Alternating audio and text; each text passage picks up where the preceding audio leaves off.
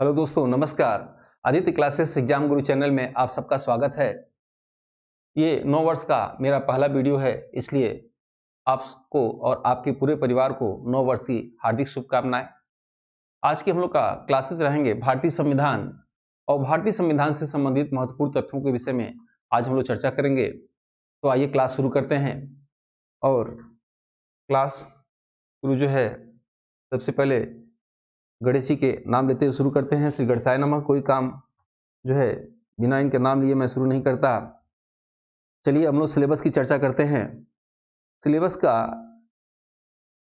क्या दिया गया है, पहले उसका कुछ इंट्रोडक्शन हम लोग कुछ मौखिक चर्चा करने के बाद ही क्लास में शुरू करें। देखिए, आपके संविधान में, आपके सिलेबस में दिया गया है भारतीय संविधान, और भारतीय संविधान से संबंधित हम लोग को जो पहला चैप्टर पढ़ना है प्रस्तावना, उसके बाद मूल अधिकार, उसके बाद नीति निषेध सिद्धांतों को पढ़ना है, भारतीय राजनीतिक व्यवस्था को पढ़ना है, विधायिका, कार्यपालिका, न्यायपालिका को पढ़ना है, निर्वाचन आयोग को पढ़ना है, लोक सेवा आयोग को पढ़ना है। भारत का संविधान सबसे लचीला और सबसे बड़ा है, याद रखिएगा।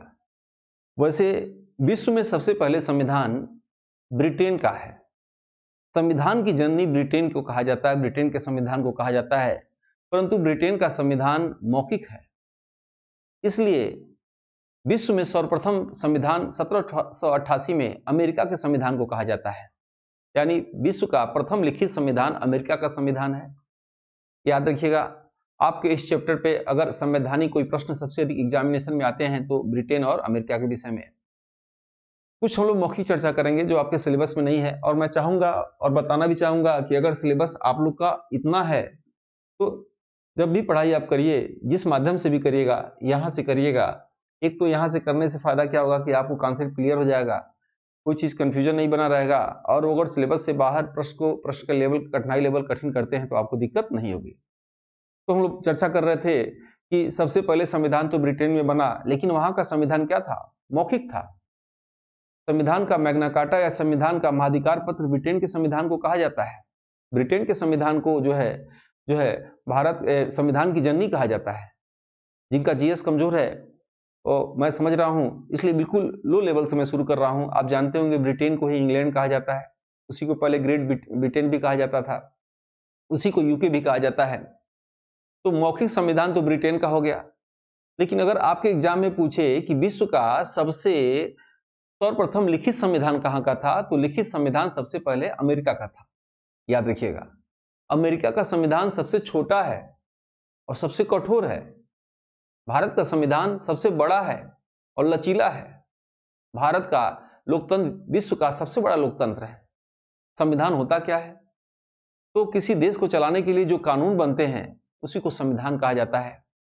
संविधान के अंतर्गत कार्यपालिका, न्यायपालिका, विधायिका आती है। आपको हम संविधान पढ़ाने से पहले कुछ चीजों पर चर्चा करना चाहेंगे। जैसे भारत का संविधान कब बना? 15 अगस्त 1947 को देश आजाद हुआ, लेकिन भारत का संविधान जो है 26 जनवरी 1950 को लागू हुआ। तो क्या 3 साल लगभग देश कैसे चला? संविधान कानून अगर 26 जनवरी 1950 को लगा और देश 15 अगस्त 1947 को आजाद हुआ, तो बीच में आखिर भारत देश कैसे चला? यानी देश आजाद होने से पहले अंग्रेजों के समय भी भारत का कानून था, भारत का संविधान था, भारत का एक्ट था, भारत का अधिनियम था, वो अंग्रेजों ने बनाया था। इसकी चर्चा डिटेल अभी हम चार्ट के माध्यम से करेंगे।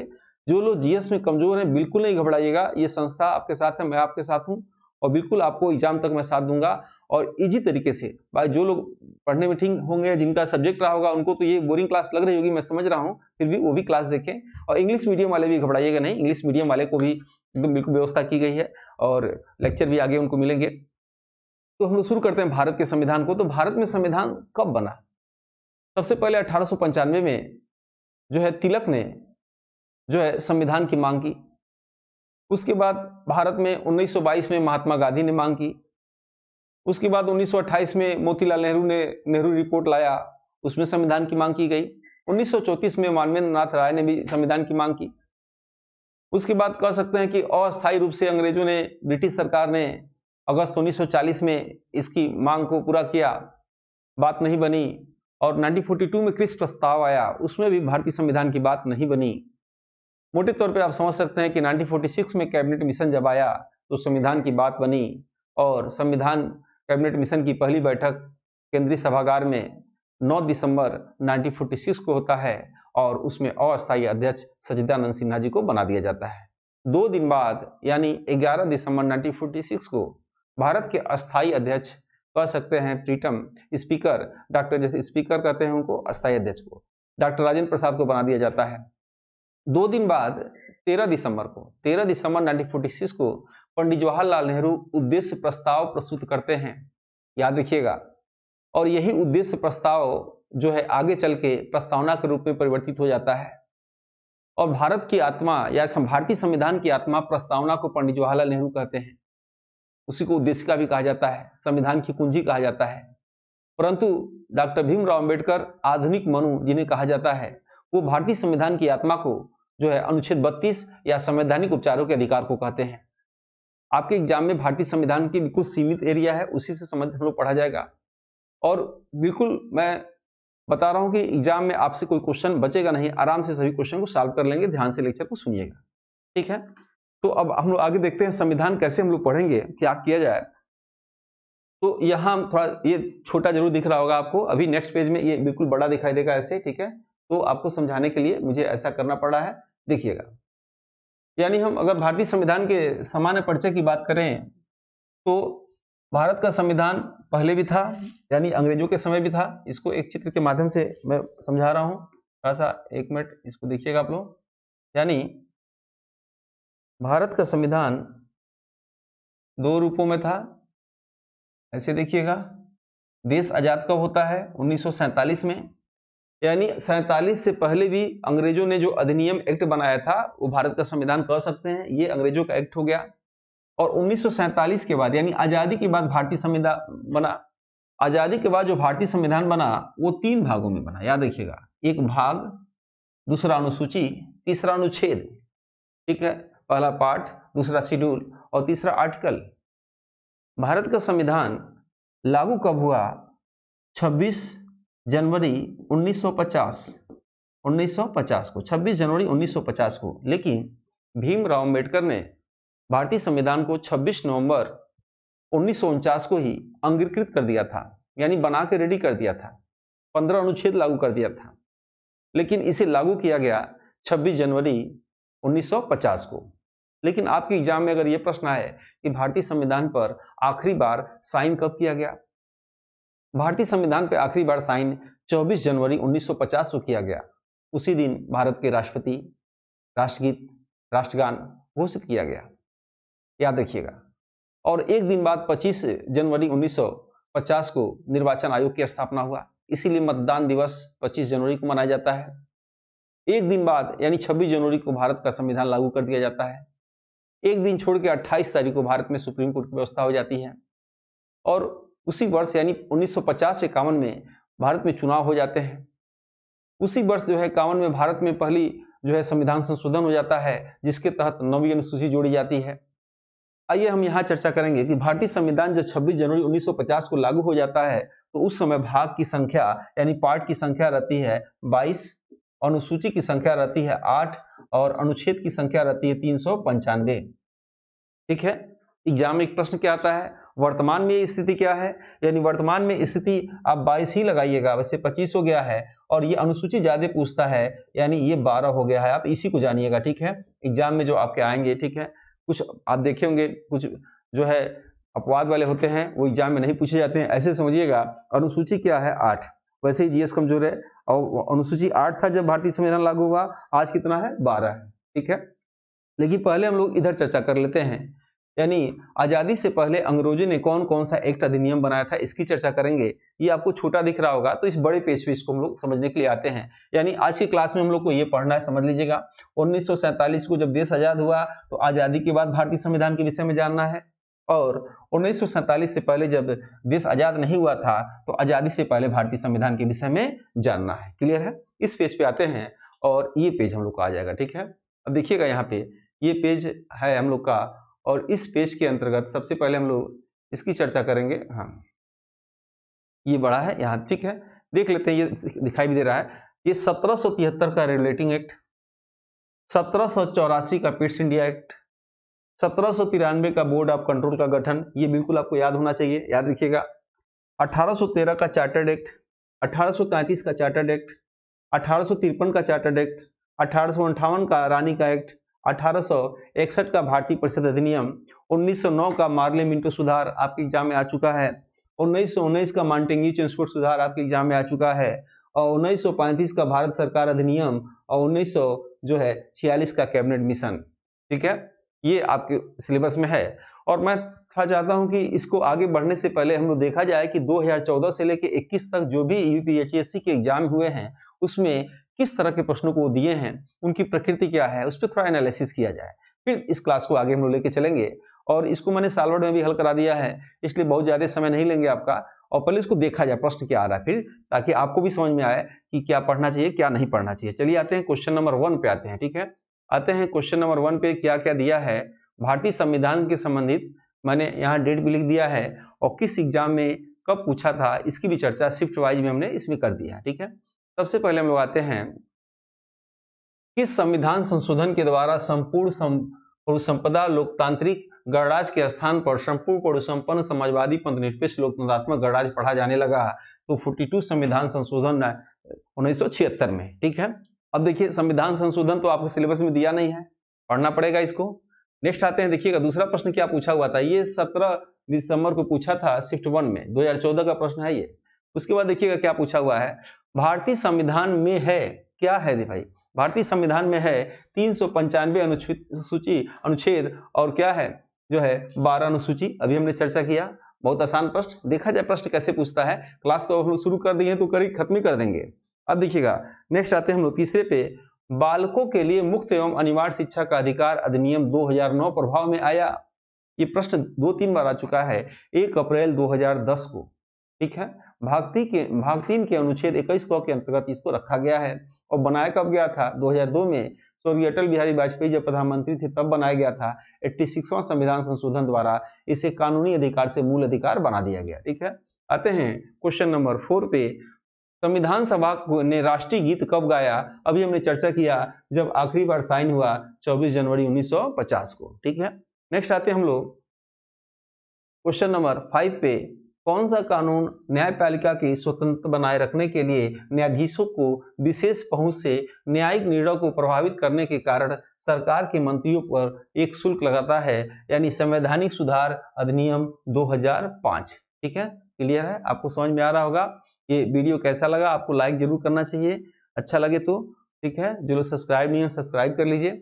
उसके बाद देखिएगा भारत की संविधान सभा के पहले अध्यक्ष कौन थे, तो यहाँ आ गया अध्यक्ष की बात आएगी तो आप यहाँ ये मत सोचिएगा कि अस्थायी अध्यक्ष या अस्थायी अध्यक्ष, प्रीटर्म स्पीकर या स्पीकर, सीधे आप चर्चा क्या करेंगे, पहले अध्यक्ष पूछा हुआ है तो सच्चिदानंद सिन्हा लगा दीजिएगा, ये आंसर सही होगा। और ये प्रश्न कब आया था, 11 जनवरी 2015 में प्रथम शिफ्ट में आया था। ठीक है, ये भी हमने लिख दिया है। उसके बाद देखिएगा आपका 11 जनवरी 15 के सेकंड शिफ्ट में भी प्रश्न आया था, भारत के संघ लोक सेवा आयोग का गठन निम्नलिखित में से किस अनुच्छेद के अंतर्गत आता है, तो 315। और आज की क्लास में मैंने कुछ अनुच्छेद इंपॉर्टेंट बिल्कुल छाट के एनालिसिस करके रिसर्च करके मैंने दिया है, उसे आप एकदम जुबान की नोक पर तोते की तरह रट जाइएगा। और ऐसे प्रश्न आएंगे, आते रहे हैं और आपके एग्जाम में प्रश्न नहीं हुआ। देखिए एक एक नंबर आप देखे होंगे, एक एक नंबर के लिए लोगों का सिलेक्शन नहीं हुआ।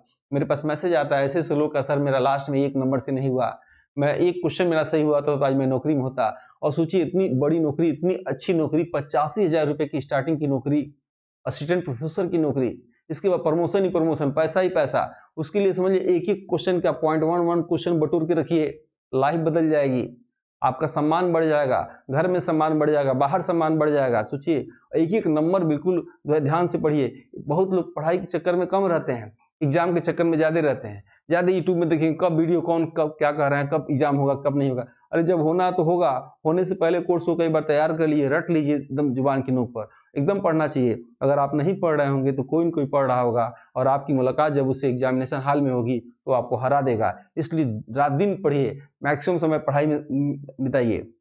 8वां प्रश्न देखते हैं, क्वेश्चन नंबर 8 पे, संसद में सरकारी विधेयक का अर्थ होता है, क्या होता है? तो संसद के दोनों सदनों में, मैंने बताया था अगर सरकार के कोई मंत्री अगर प्रस्तुत करे तो उसे क्या होता है? सरकारी विधेयक। और अगर वो कोई और सदस्य प्रस्तुत करे तो क्या होता है? गैर सरकारी कहा जाता है। 9वां देखिएगा, मूलभूत कर्तव्यों को भारतीय संविधान में किस वर्ष समाविष्ट किया गया? 1976 में आपको बताया गया था, 42वें संविधान संशोधन। तेलंगाना के मुख्यमंत्री कौन है? तो वही हैं जो आज भी हैं। कौन है? के चंद्रशेखर राव। पहले भी हैं, वर्तमान में भी है। ये आपको बताए थे, देख लीजिएगा, मिला लीजिएगा। विदेश मंत्री वर्तमान में कौन है? एस जयशंकर। वित्त मंत्री निर्मला सीतारमण। और ये शिक्षा मंत्री नाम हो गया है, शिक्षा मंत्रालय नाम हो गया है, कौन है? धर्मेंद्र प्रधान। और अमित शाह गृह मंत्रालय उनके हाथ में, ठीक है। ये सब इसी चैप्टर में हम पढ़ा देंगे आपको। केलकर समिति किस विभाग से संबंधित है? तो विजय केलकर वित्त विभाग से संबंधित हैं। भारत के 13वें वित्त मंत्री आते हैं। फिर क्वेश्चन नंबर, भारतीय संसद के निचले सदन की अध्यक्षता कौन करता है? तो निचला सदन मतलब किसे कहते हैं? यानी लोकसभा को, ठीक है। और उच्च सदन राज्यसभा कहते हैं, यानी लोकसभा अध्यक्ष करते हैं, ओम बिरला जी करते हैं। भारत के 17वें लोकसभा अध्यक्ष करते हैं। 14 देखिएगा, मूलभूत कर्तव्यों को संविधान में किस वर्ष समाविष्ट किया गया? तो वही 42वां रिपीटेड प्रश्न है, ठीक है। 22 मार्च 2015 में आया था। गुजरात राज्य की पहली महिला मुख्यमंत्री कौन बनी? तो वर्तमान में जो उत्तर प्रदेश की राज्यपाल हैं तो कौन है? आनंदीबेन पटेल, ठीक है। 16वां आते हैं, प्रश्न देखना जरूरी है, कैसे कैसे प्रश्न पूछते हैं ताकि आपको भी जानकारी हो। निम्नलिखित में से कौन सी संवैधानिक संस्था नहीं है? ऐसे प्रश्न तो एकदम रट जाइएगा। अभी 21 में भी कई बार आया था ये आया, ठीक है। तो योजना आयोग, ऐसा प्रश्न अगर आपको 9 आए तो सीधे आप याद करेंगे क्या? भाग। कौन किसका किसका भाग में दिया गया है, जिसका नहीं दिया गया है वो देखिए, इसका जो है कौन सा करा नहीं है, ठीक है। 315 में दिया गया है, 280 में दिया गया है, और निर्वाचन आयोग किस में, ये देखिएगा, ये भाग 15 में दिया गया है ये। और इसका भी, इसका वर्णन नहीं है, ठीक है। इसका निर्माण कब हुआ था? 15 मार्च 1950 को। इसलिए क्या होगा? संवैधानिक संस्था ये नहीं है। ये नहीं है यही प्रश्न करके देता है। ये भाग 15 में इसका वर्णन है, ठीक है। आते हैं क्वेश्चन नंबर 17 में, भारतीय संविधान में प्रथम संशोधन कब हुआ था? अभी हमने चर्चा किया, 1951 में 9वीं अनुसूची जोड़ी गई। और क्वेश्चन नंबर 18 पे आते हैं। 18 है, भारतीय संसद के निचले सदन की अध्यक्षता कौन करता है? ये भी प्रश्न रिपीटेड है, देखिएगा 22 मार्च में ये भी आया था, ठीक है। ये 2 पेपर में क्वेश्चन आ गया था, तेलंगाना वाले भी आ गया था। संविधान के 42वें संशोधन द्वारा वन्य पशुओं और पंछियों का नाम प्रविष्ट को किस सूची में रखा गया है? तो संवर्धित सूची। क्लियर है। क्वेश्चन नंबर आते हैं 21 में, किस प्रदेश के उच्च न्यायालय ने स्वयं को प्रदेश में गायों का विधिक संरक्षक घोषित किया? उत्तराखंड, ठीक है। ऐसे प्रश्न आते हैं इसमें भी। बलवंत राय मेहता समिति का संबंध सबको मालूम है, पंचायती राज व्यवस्था से मतलब है। नागौर जिला, राजस्थान। राष्ट्रपति द्वारा राज्य के कितने शब्द मनोनीत करते हैं? 12 आते हैं। भारतीय संविधान के अंतर्गत संघ की कार्यपालिका शक्तियों का कौन धारण करता है? राष्ट्रपति, ठीक है। अभी कुछ चीजें और मैं आपको बताना चाहूंगा। मई 2018 में कर्नाटक में विधानसभा सीटों का चुनाव हुआ। ये तो अब कर्नाटक नहीं पूछेगा, लेकिन जहां जहां चुनाव हुआ अभी, हिमाचल प्रदेश देखे होंगे, गुजरात में, उनकी सीटों को याद रखिएगा, एग्जाम में आएगा, मैं रटवाऊंगा, नोट्स में दूंगा। संपत्ति का अधिकार, ये दोनों आंसर होगा। उसके बाद भारत के मुख्य निर्वाचन आयुक्त की नियुक्ति कौन करता है? राष्ट्रपति। और भारत की संसद में शामिल हैं सभी लोग। और निम्नलिखित में से कौन अनुच्छेद भारत के उपराष्ट्रपति के चुनाव से संबंधित है? तो 66। ये भी, लोकसभा में राज्यों के से निर्वाचित सदस्यों की संख्या कितनी है? तो लोकसभा में राज्यों से निर्वाचित सदस्यों की संख्या कितनी है? तो ये 530, ये गलत आंसर दे दिया गया, ठीक है। ये प्रश्न जो है विवादित है, इसको ध्यान मत दीजिएगा।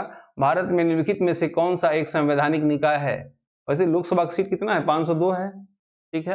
अब इसकी डिटेल चर्चा करेंगे। भारत में निम्नलिखित में से कौन सा एक संवैधानिक निकाय है? देखिए वो प्रश्न आ गया, संवैधानिक निकाय है निर्वाचन आयोग, ठीक है। भाग 15 में इसका वर्णन है, बाकी किसी का वर्णन नहीं है, ठीक है। और हमारी सामाजिक संस्कृति की गौरवशाली परंपरा का महत्व समझना और उसका परीक्षण करना भारत के संविधान के किस भाग का एक हिस्सा है? तो मूल कर्तव्यों का। ये 28 नवंबर 2021 के पहले शिफ्ट का पेपर था। उसके बाद देखिएगा 28/11/2021 के पहले शिफ्ट में भी आया था कि किस वाद में सर्वोच्च न्यायालय में प्रस्तावित किया गया कि मूल अधिकारों तथा नीति सिद्धांतों के बीच सामंजस्य एवं संतुलन संविधान के आधारभूत ढांचे का एक आवश्यक लक्षण है। तो मिर्नमा, ये आपको नोट्स में भी मैं पढ़ाऊंगा आगे, और इसको रटे रहिएगा। 4-5 चीजें मैं बताऊंगा केस के विषय में, उससे अधिक एग्जाम में नहीं आते हैं, कॉन्सेप्ट क्लियर हो जाएगा। और निम्न में से कौन सुमेलित नहीं है? तो ये तो 1945 बी होगा, 60 नहीं होगा। और ये हम लोग टेस्ट सीरीज शुरू कर रहे हैं, जो लोग नहीं जानते हैं देख लीजिएगा। टेस्ट सीरीज जो है एग्जाम तक इसकी रहेगी, जब तक एग्जाम ना हो जाए। और टेस्ट की वैलिडिटी वीडियो देखने की बार बार रहेगी। और इसका यूनिट वाइज टेस्ट इसमें है, पीडीएफ नोट्स मिलेगा हिंदी इंग्लिश दोनों में, मॉडल पेपर है, टेस्ट पेपर है, सिलेबस वाइज टेस्ट है, यूनिट वाइज टेस्ट है, साल भर पेपर इसमें है, वीडियो क्लासेस हैं, प्रैक्टिस सेट है और मेरा 10 से 11 वर्षों का अनुभव आपके साथ रहेगा। ठीक है, आते हैं हम लोग क्लास की ओर शुरू करते हैं। तो इसमें देखिएगा ये भी प्रश्न था, मार्गले मिंटो सुधार कब आया? 1919 में। उसके बाद कोई विधेयक धन विधेयक है या नहीं, अंतिम तौर पर निश्चित कौन करता है? लोकसभा अध्यक्ष करते हैं। और निम्नलिखित में से कौन सही सुलंबित नहीं है? तो मूल कर्तव्य आपको अभी रटवाएंगे, रटे रहिएगा, ये गलत दिया है। 4 क में होता है। भारत के संविधान के अनुच्छेद 12 के अंतर्गत राज्य में शामिल है क्या? उपरोक्त सभी। भारत के संविधान का अनुच्छेद 48 संबंधित है, रटना पड़ेगा। ये वन तथा वन जीवों से संरक्षण से नीति निर्देशक सिद्धांतों से संबंधित ये चैप्टर का है। संविधान के निम्नलिखित में से किस अनुच्छेद के अंतर्गत वार्षिक बजट का अनुच्छेद 112, ठीक है, रटा होना है। संविधान के कार्योत्तर कानूनों के संरक्षण का प्रावधान किया गया है, यानी 20 क में, ठीक है। संविधान के किस भाग में निर्वाचन से संबंधित है? अभी हमने चर्चा किया, किसमें? 15 से। और आते हैं क्वेश्चन नंबर, भारत के संविधान के अनुच्छेद 21 का प्रावधान क्या है? शिक्षा का अधिकार। और हम लोग आते हैं आज की क्लास पे, ठीक है। क्लास का लेक्चर जो हमने देना था दिया, अब इसको हम लोग शुरू करते हैं क्लास को। अब यहाँ देखिए, हमने अभी आपको समझाया कि जब भारतीय संविधान लागू हुआ उस समय भाग 22 और अनुसूची 8, अनुच्छेद 395, और यही पूछता है अनुसूची कितना था? तो उस समय 8 था, लेकिन वर्तमान में कितना हो गया है? 12 हो गया है, ठीक है। और सबसे पहले संविधान संशोधन में कौन सी अनुसूची जोड़ी गई? तो 9वीं अनुसूची जोड़ी गई, जो भूमि सुधार से संबंधित थी, ठीक है। हाँ, संविधान जिस दिन खत्म करूंगा उस दिन लास्ट में संविधान से संबंधित करंट अफेयर पढ़ाऊंगा, उससे ज्यादा आपके एग्जाम में प्रश्न आ सकते हैं, ठीक है। वो मैंने कलेक्शन कर लिया है, और जिस दिन ये लास्ट क्लास रहेगी संविधान का, उस दिन मैं उस लेक्चर को दूंगा, और बीच में जो भी कंफ्यूजन होगा आप मैसेज करके पूछ सकते हैं। आते हैं नेक्स्ट क्लास पे हम लोग। अब देखिए हम लोग क्या करेंगे, अभी आपने देखा साल भर में सीधे सीधे आया कि किस भाग में किसका वर्णन है, किस अनुसूची में वर्णन है, इसको बड़े में अभी आगे दिखा रहा हूं आपको, और किस अनुच्छेद में किसका वर्णन है। तो सबसे पहले इसकी चर्चा कर लेते हैं, ठीक है। नेक्स्ट पेज पे हम लोग आते हैं। ये देखिएगा, ये भाग का एक पेज में, अनुसूची एक पेज में और अनुच्छेद एक पेज में। तो सबसे पहले हम लोग इसका वर्णन करने, भाग का वर्णन करने जा रहे हैं। अब देखिएगा, ठीक है, भाग 20 तक एग्जाम में पूछता है, बीच में मैंने स्किप कर दिया है, वो परीक्षा में एग्जाम में आपके नहीं आना है। किसी एग्जाम में नहीं आता तो आपके एग्जाम में कैसे आएगा? इतने वर्षों से मैं देख रहा हूँ किसी एग्जाम में नहीं, कई एग्जाम जीएस की लेक्चर मेरा चलता है, मैंने किसी में नहीं देखा। अब देखिएगा भाग 1 में क्या पढ़ना है आपको। भाग 1 में क्या पढ़ेंगे? संघ व उसके राज्य क्षेत्र पढ़ेंगे नहीं, जो जो आपके सिलेबस में है वही डिटेल पढ़ेंगे, बाकी के विषय में जानेंगे। याद रखिएगा, संघ और उसके राज्य क्षेत्र का पढ़ेंगे। 2 में नागरिकता का वर्णन है। 3 में मूल अधिकार का वर्णन है, आपके सिलेबस में है, इसको इसका लेक्चर और क्लासेस चलेंगे। भाग 4 में नीति निर्देशक सिद्धांत या तत्वों का वर्णन है, ये भी सिलेबस में है, इसको डिटेल पढ़ना है, ठीक है। संघ का 4 क में मौलिक कर्तव्य है, सिलेबस में नहीं दिया है। भाग 5 में संघ का वर्णन है, और ये पूरे सभी भागों में सबसे बड़ा भाग कौन सा है? भाग 5 है, एग्जाम में आ सकता है, ये आ चुका है। 9 में क्या है? भाग 9 में पंचायत का वर्णन है। भाग 9 क में क्या है? तो नगर पालिका का वर्णन है। भाग 11 में क्या है? तो केंद्र और राज्य के बीच संबंध का वर्णन है। तो बताइए केंद्र और राज्य के बीच में कौन कौन संबंध स्थापित करता है? केंद्र और राज्य के बीच में संबंध स्थापित करने वाले एक तो भाग 11 हो गया, दूसरा सहकारी आयोग, तीसरा राज्यपाल, चौथा वित्त आयोग। ये क्या करता है? केंद्र और राज्य के बीच में सेटलमेंट करते हैं, ठीक है। और आते हैं क्वेश्चन भाग 14 में, देखिएगा क्या है। भाग 14 में संघ और राज्यों से अधीन सेवाएं आपको पढ़ना होगा।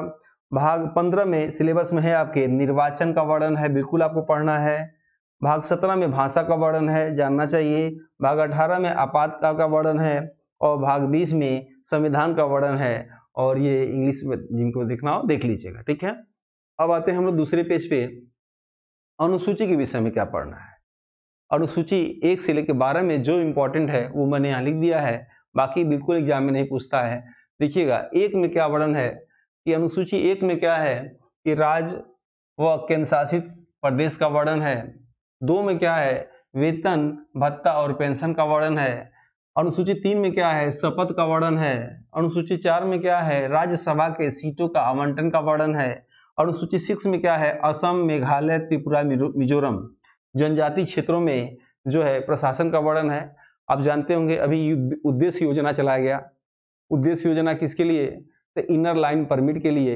इनर लाइन परमिट क्या होता है? तो भारत के पूर्वोत्तर राज्यों में जाने के लिए सरकार से परमिट लेना पड़ता था, वहां की संस्कृति को बचाने के लिए। अब वो परमिट ऑनलाइन हो गई है, ठीक है, इसलिए उस नाम से जाना जाता है। अब देखिएगा अनुसूची 7 में क्या है? सूचियों का वर्णन, यानी 7 में क्या है? सूचियों का वर्णन है। और सूची 3 प्रकार का होता है। जिस सूची को केंद्र सरकार देखता है उसे केंद्र सूची कहते हैं, उसमें इस समय 100 विषय है। जिस सूची को राज्य सरकार देखता है उसे राज्य सूची कहते हैं, उसमें 61 विषय है। और जिस सूची को केंद्र और राज्य दोनों देखता है उसे समवर्ती सूची कहा जाता है, उसमें 52 विषय है। और डिटेल आगे क्लास में आपको चर्चा करेंगे।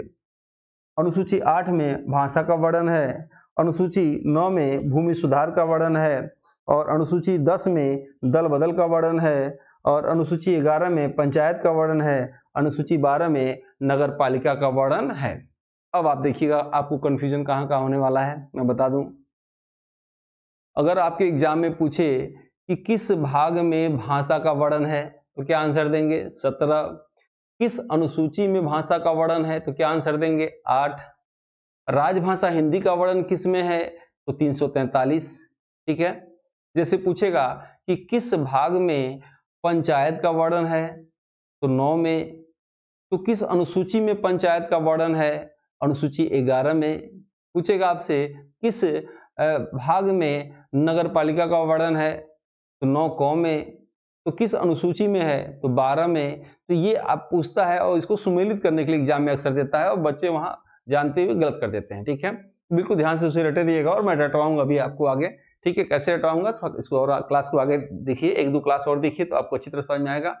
अब देखिएगा ये अनुच्छेद के विषय में बिल्कुल ये रटा होना चाहिए। मैंने एनालिसिस किया, उसको पूरा रिसर्च किया आपके एग्जाम के लिए, याद रखिएगा।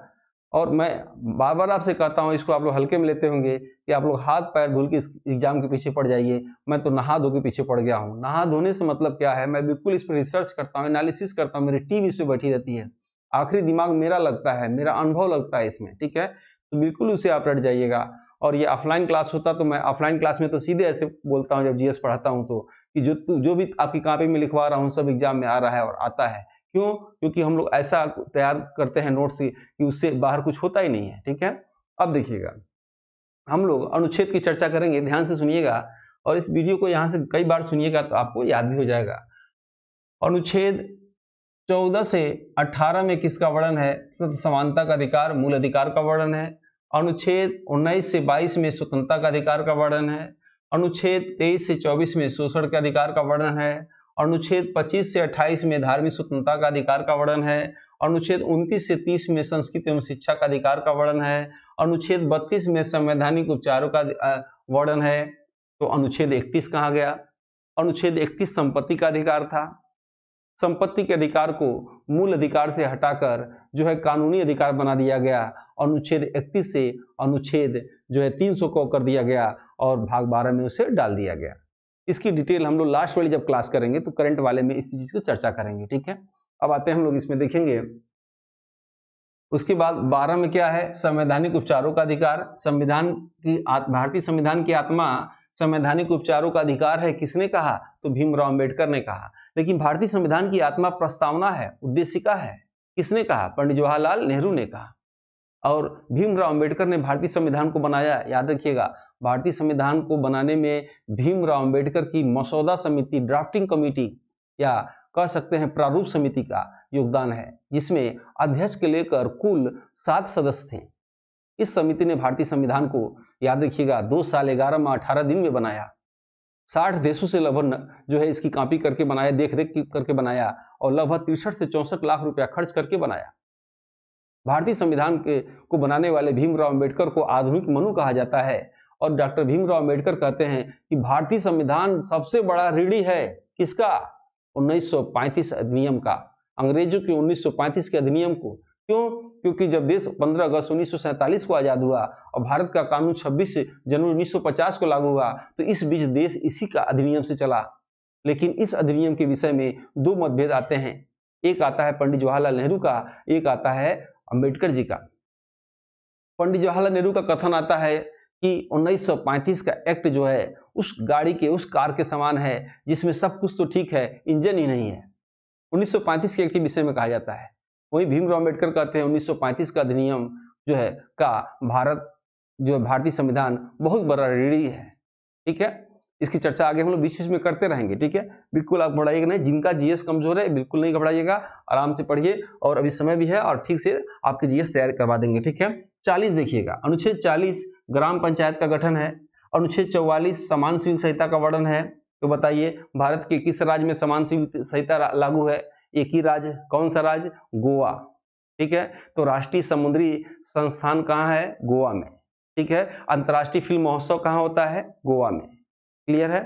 चलिए आते हैं हम लोग यहाँ देखेंगे, और हर घर जल पहुंचने वाला प्रथम भारत का राज्य गोवा, याद रखिएगा। ठीक है, अभी 22 में उसका आंकड़ा कुछ और है, करंट में बताएंगे। उसके बाद देखिए अनुच्छेद 45 को निःशुल्क शिक्षा। अब अनुच्छेद 45 को निःशुल्क शिक्षा को 21 को में मिला दिया गया, याद रखिएगा। ठीक है, ये भी प्रश्न आ चुका है। अनुच्छेद 48 को पर्यावरण का संरक्षण, संवर्धन तथा और वन जीवों की रक्षा। अनुच्छेद 61 राष्ट्रपति पर महाभियोग। अनुच्छेद 63 भारत का उपराष्ट्रपति। अनुच्छेद 64 उपराष्ट्रपति का राज्यसभा का पदेन सभापति होना। अनुच्छेद 65 राष्ट्रपति के अनुपस्थिति में उपराष्ट्रपति के कार्य। अनुच्छेद 72 राष्ट्रपति का क्षमादान। अनुच्छेद 73 संघ की कार्यपालिका शक्ति का विस्तार। अनुच्छेद 76 भारत का न्यायवादी। अनुच्छेद 79 संसद का गठन। अनुच्छेद 80 राज्यसभा का गठन। अनुच्छेद 81 लोकसभा का गठन। अनुच्छेद 108 संयुक्त अधिवेशन। अनुच्छेद 110 धन विधेयक। अनुच्छेद 112 वार्षिक वित्तीय विवरण। अनुच्छेद 124 सुप्रीम कोर्ट की स्थापना और गठन। अनुच्छेद 148 भारत का नियंत्रण महालेखा परीक्षक। अनुच्छेद 153 राज्यों के राज्यपाल। और जिनका भारतीय संविधान कमजोर है, मैं समझ सकता हूँ कहाँ से उनको दिक्कत होता होगा।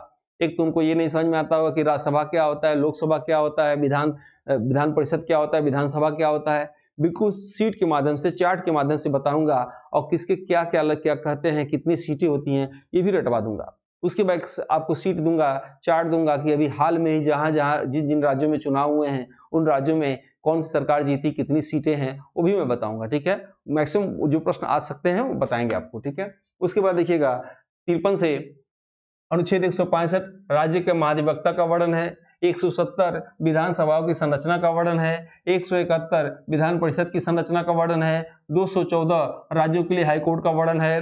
280 वित्त आयोग का वर्णन है। अनुच्छेद 300 को संपत्ति का अधिकार का वर्णन है। अनुच्छेद 312 अखिल भारतीय सेवाओं का वर्णन है। अनुच्छेद 315 संघ और राज्यों के लिए सेवा का वर्णन है। अनुच्छेद 324 चुनाव आयुक्त का वर्णन है। अनुच्छेद 326 वयस्क मताधिकार का वर्णन है। अनुच्छेद 333 विधानसभा में अधिकतम 500 सीट वर्णन है। अनुच्छेद 340 पिछड़ा वर्ग का वर्णन है। अनुच्छेद 341 अनुसूचित जाति का वर्णन है। अनुच्छेद 342 अनुसूचित जनजाति का वर्णन है, एसटी का। अनुच्छेद 343 संघ की राजभाषा हिंदी और जो है देवनागरी लिपि का वर्णन है। अनुच्छेद 350 का प्राथमिक स्तर पर मातृभाषा में शिक्षा की सुविधा का वर्णन है। अनुच्छेद 351 हिंदी भाषा के विकास के लिए निर्देश का वर्णन है। अनुच्छेद 352 राष्ट्रीय आपात का वर्णन है। अनुच्छेद 356 राष्ट्रपति शासन का वर्णन है। अनुच्छेद 360 वित्तीय आपात का वर्णन है। अनुच्छेद 368 संविधान संशोधन का वर्णन है। अनुच्छेद 370 जम्मू कश्मीर राज्य के संबंध के अस्थायी उपबंध का वर्णन है। क्लियर है? अब देखिएगा, ये चीज इंग्लिश मीडियम वाले बच्चों के लिए दे दिया गया है, स्क्रीनशॉट ले लीजिएगा या इसको नोट कर लीजिएगा। ठीक है, और मैं चाहूंगा कि अब आपको थोड़ा सा मैं चर्चा करूं कि भारतीय संविधान को समझने के लिए वीडियो बहुत लंबा ना हो जाए, और मैं चाहता हूं कोई लेक्चर 40-45 मिनट से अधिक नहीं होना चाहिए, ताकि आपको समझ में नहीं आता है तो इसके आगे वाले वीडियो में बाकी चर्चा करेंगे। और आपसे उम्मीद हम करेंगे कि आप इसको रट जाइएगा। ठीक है, बिल्कुल जो चीज रटने वाला हो, मैं बार बार कहता हूं, रटना पड़ेगा, रटना पड़ेगा, रटना पड़ेगा, कोई और विकल्प नहीं है। और एक चीज और, इसी के सभी जितने आर्टिकल दिए हुए हैं, अनुसूची दिए हुए हैं, भाग दिए हुए हैं, इसी में से कम से कम 100 क्वेश्चन बना के, ऑप्शन बना के आप प्रैक्टिस करा देता हूं। ठीक है, टेस्ट बनवा देता हूं। ठीक है, जिन लोगों ने टेस्ट को परचेस किया है उन लोगों के लिए अभी हाल में जल्दी ही एक टेस्ट होने जा रहा है, पर डे टेस्ट होगा उनका। ठीक है, मैं सोच रहा हूँ कम से कम 2 महीने का रेडी करा के फिर शुरू करता हूँ। और इसके साथ ही इस वीडियो को समाप्त करना चाहिए, क्योंकि लंबा समय हो गया और बहुत लंबा वीडियो आप देख नहीं पाएंगे। 40 से 45 मिनट किसी का ध्यान अधिक होता नहीं है। और इसी के साथ इस क्लास के इसको समाप्त करते हैं। ये जो लोग टेस्ट सीरीज को देखना चाहें देख सकते हैं, और आगे जो भी होगा देखा जाएगा, बताया जाएगा आप लोग को। तो इसी के साथ आज का ये वीडियो समाप्त करते हैं। मिलते हैं हम लोग इसके नेक्स्ट भाग में, जो है जय हिंद जय भारत। जो लोग वीडियो को लाइक न किए हों लाइक कर दीजिए, सब्सक्राइब कर दीजिए। Thank you.